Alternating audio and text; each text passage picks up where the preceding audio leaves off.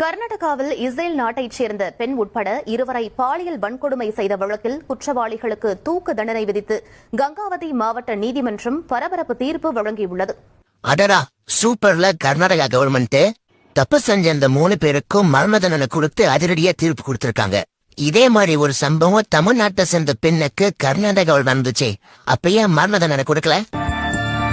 தமிழ்நாட்டைச் சேர்ந்த பெண் ஒருவர் பெங்களூருவில் பேருந்திற்காக காத்திருந்த போது கூட்டு பாலியல் வன்கொடுமைக்கு ஆளாக்கப்பட்டுள்ளார்.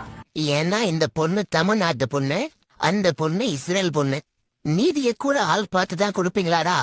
இஸ்ரேல் பொண்ணுன்னா உயிர், தமிழ்நாட்டு பொண்ணுன்னா மயிரா? அது சரி, தமிழ்நாட்டிலேயே பெண்களுக்கான நீதி அதோகதியா இருக்கு. இதுல மத்த ஸ்டேட்ல எதிர்பார்க்க முடியுமா? தமிழ்நாட்டுல இந்த மாதிரி குற்றங்களுக்கு கடுமையான தண்டனை கொடுந்தையா? கொலை பண்றவன் ரேப் பண்றவனுக்கெல்லாம் தூக்கு தண்டனை கொடுத்து முடிச்சு விடுந்தையா? தேவையில்லாம இவனுங்களை ஜெயில வச்சு 3 வேளை தண்ட சோறு போட்டு அரசாங்கத்துக்கு தான் தண்ட செலவு. இவனுங்க உயிரோ இருந்து என்ன ஊம்ப போறாங்க. இதுல இன்னும் மோசமான விஷயம் என்னன்னா, புகார் கொடுக்க வந்த ஒரு பொண்ணு கிட்ட ஆசை வார்த்தை பேசி வன்புணர்வுக்கு கட்டாயப்படுத்தின போலீஸ் எல்லாம் தமிழ்நாட்டில் தான் இருக்கீங்க.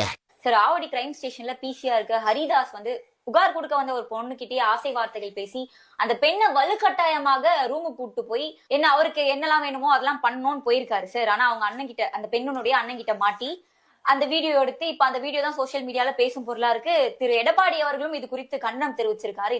இங்க தமிழ்நாட்டுல பொண்ணுங்க ரேபிஸ்ட பார்த்து பயந்த காலம் போய் போலீஸ பார்த்துதான் பயப்படணும் போல.